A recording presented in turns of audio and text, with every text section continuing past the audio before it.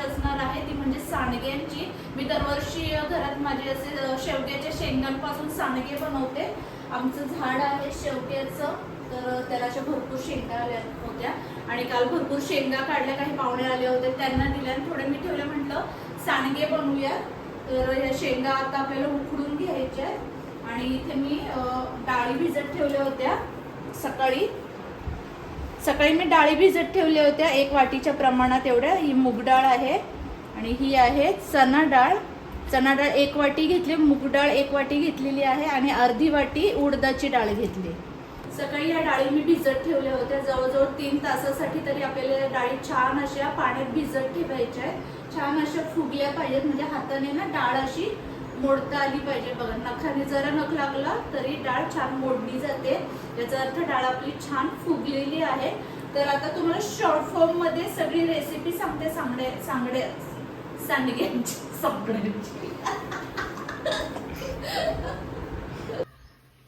आता ह्या शेवग्याच्या शेंगा आहेत ना, ते आपल्याला मधून अशा छोटे छोटे अशा कट करून आणि पाण्यात उकडून घ्यायच्या चांगल्या। याच्या आतला गर शिजला पाहिजे, अगदी पिचक्या होतील एवढ्या शिजवायच्या नाहीये, ठीक आहे। तर आता हे बघा,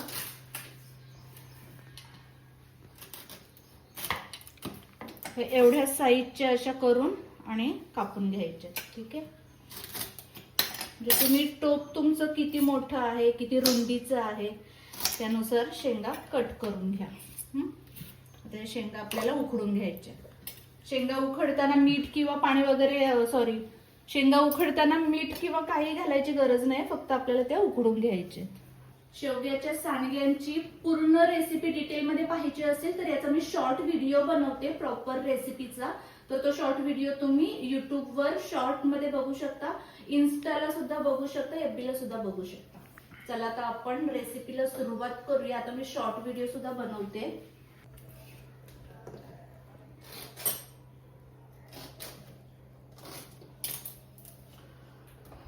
मी इथे 4-5 शेंगा घेतल्या होत्या ना, त्या अशा कापून छोटे छोटे पीसेस मध्ये आणि टोपात आता उकडायला ठेवते। झाकण देऊन ठेवूया। आता इक्वल अशा शिजल्या पाहिजे छान, आपल्याला ना त्याचा गर काढून घ्यायचा आहे। डाळी स्वच्छ धुवून घेतल्या, शेंगा पण उकडायला ठेवल्या। आता हे मसाले घेतलेत आपण, काही अगदी थोडे मसाले टाकायचे असतात, म्हणजे हिरवी चटणी टाकायची असते। लसूण घेतलाय, मुठभर लसूण घ्यायचाय, 1 मोठा तुकडा अद्रकचा घ्यायचा आहे, मुठभर हिरव्या मिरच्या घेतल्यात, कढीपत्ता आणि कोथिंबीर आपल्याला बारीक चिरून टाकायचे। तर सगळ्यात आधी मी कोथिंबीर हिरव्या मिरच्या धुवून घेते स्वच्छ।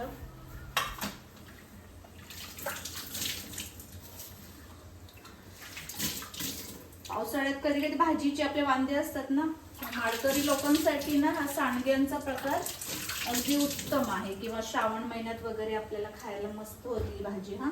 आता सांडग्यांची रेसिपी दाखवली ना की मी नंतर सांडग्यांची भाजी कशी बनवायची ती सुद्धा रेसिपी दाखवेन।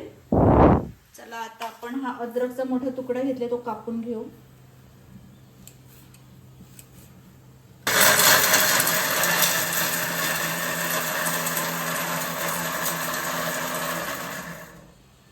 रफ अशी चटणी वाटून घ्यायची इथे आपल्याला, थोडे रफ झाले।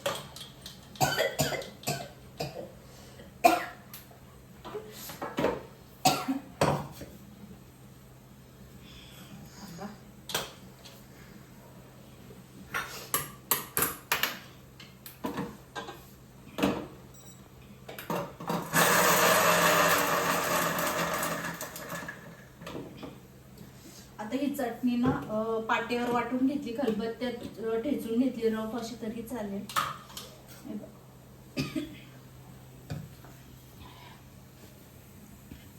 अशी रफ झाली पाहिजे। चटणी वाटून झाली, शेंगा शिजते तोपर्यंत आपण काय करायचंय, आता या डाळी भिजलेल्या आहेत त्या रफ अशा दळून घेऊया। आता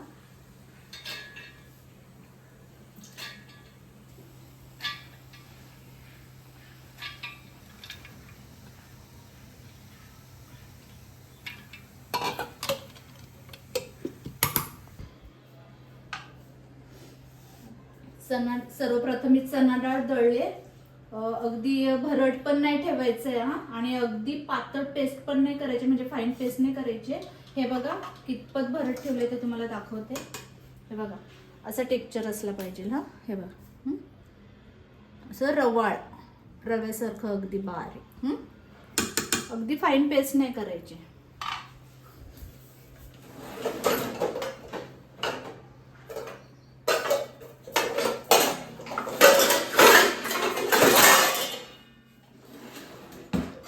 मोठी अशी कढईच घेतली आहे मी.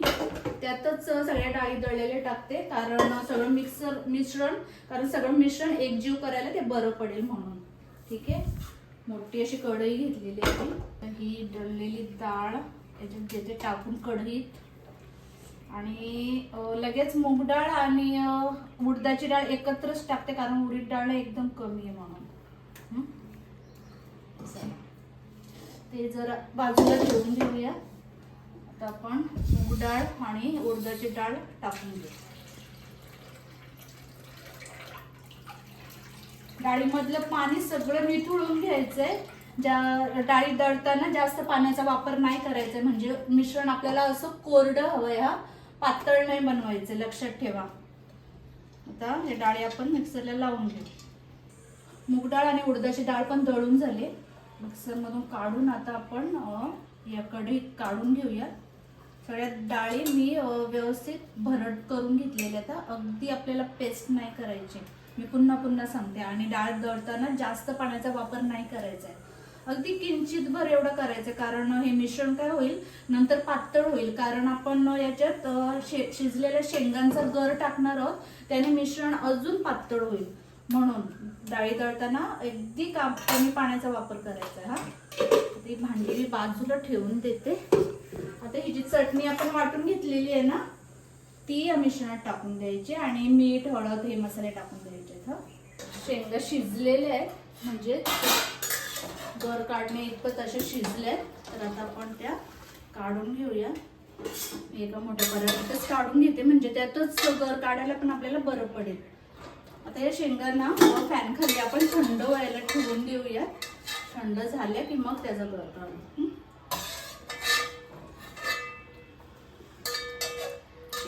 शेंगांचे सांडगे खायला ना खूप छान लागतात. आता हे पाणी आहे ना तर हे पाणी फेकून न देता आपण कोणत्याही भाजीमध्ये वगैरे यूज करू शकतो हा. ते शेंगा पण थंड व्हायला ठेवून देऊया. मी फॅन लावते. काही मसाले टाकून घेऊ हा. हळद मीठ मसाला तर नाही घ्यायचंय आपल्याला. हळद मीठ घ्यायचंय, हिंग घ्यायचंय थोडा आणि थोडं जिरं घ्यायचंय. छान लागेल जिरं. जास्त काही मसाले नाही टाकायचे का आपल्याला कारण त्या सांडग्यांची आपण नंतर भाजीच बनवणार आहोत ना. भाजीमध्ये सगळे मसाले येतातच. तर इथे आपण एक चमचाभर हळद, जिरं आणि हिंग, अद्रक लसूण मिरचीची पेस्ट टाकतोय. आता या पिठामध्ये आपण सगळे मसाले मिक्स करून घेतलेत व्यवस्थित आणि आता हे ठेवून द्यायचे बाजूला 5-10 मिनिटांसाठी. छान मुरेल ते. आणि काय करायचं आता या शेंगा पण थंड झाल्या. ते शेंगा अशा काय करायचे मधून चीर पाडायचे. हे बघा झाली लगेच सहज चीर पडली जाते. आणि जे शेंगांच्या बिया आहेत ना ते आपल्याला काढून घ्यायचे. जेव्हा एखादी शेंग जर जास्त कोवळी असेल ना तर त्यातल्या बिया सुद्धा खूप कोवळ्या असतात आणि त्या बिया गोड असतात. पण ह्या शेंगा ना आमच्या खूप जाड झालेल्या आहेत पण चांगल्या मांसाळ आहेत. पण त्यातल्या बिया मी काढून घेतल्यात कारण ते जरा जास्त निबर झालेले आहेत म्हणून. एवढ्या पण निबर नाही झाल्या पण कडू लागतील अशी भीती आहे म्हणून मी ते शेंगांच्या बिया बाजूला काढून घेते हा. पण शेंगा जर कोवळ्या असतील ना तर त्याच्या बिया घेतल्या तरी चालेल. शेंगांच्या बिया खूप जास्त पौष्टिक असतात माहितीये. बिया काढून घ्यायच्या आणि असा गर काढायचा आहे बघा. एकदम इझी आहे. शेवग्याच्या शेंगा आपल्याला ना म्हणजे गावठी शेंगा घरच्या वर्षभर खायला नाही मिळत ना. असे सांडगे वगैरे बनवून ठेवायचे छान चव लागतात. शेंगा पण खायल्यासारखं असं आपल्याला एक अनुभव येतो.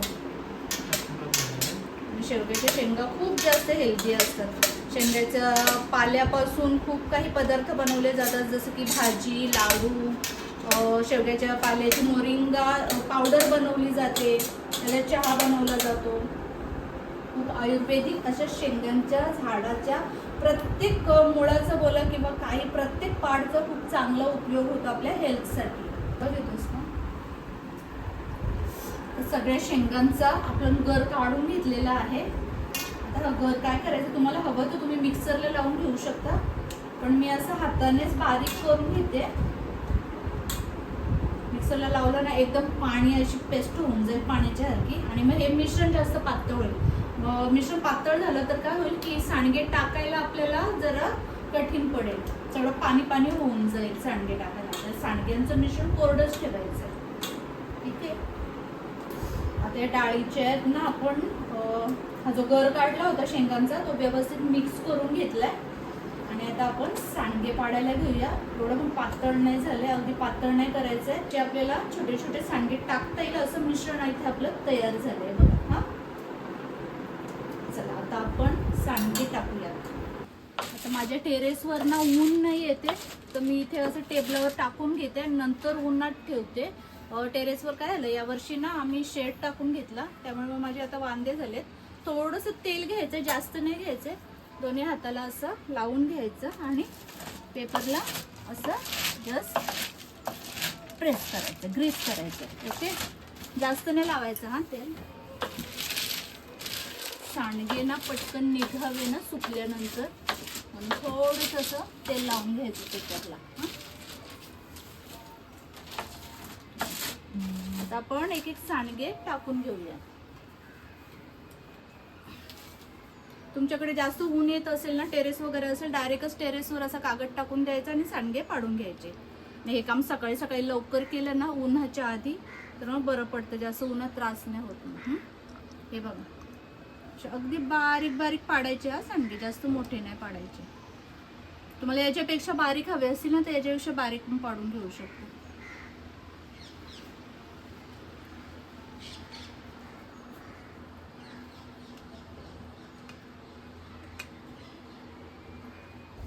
इथे आपले सांडगे तयार झालेले आहेत. हे बघा, छान सुकलेत. अजून 2 दिवस सुकले ना खूप छान होतील. हे पूर्ण उन्हाळभर पावसाळभर आपल्याला खायला मस्त, भाजीला मस्त होतील. हा, तर माझा आजचा हा व्हिडिओ जर तुम्हाला आवडला असेल तर प्लीज व्हिडिओला लाईक करा, जास्तीत जास्त शेअर करा. अजूनही माझं चॅनल कोणी सबस्क्राईब केलं नसेल तर प्लीज सबस्क्राईब करा. भेटूया अशा छान छान रेसिपींसोबत. तोपर्यंत बाय बाय, धन्यवाद.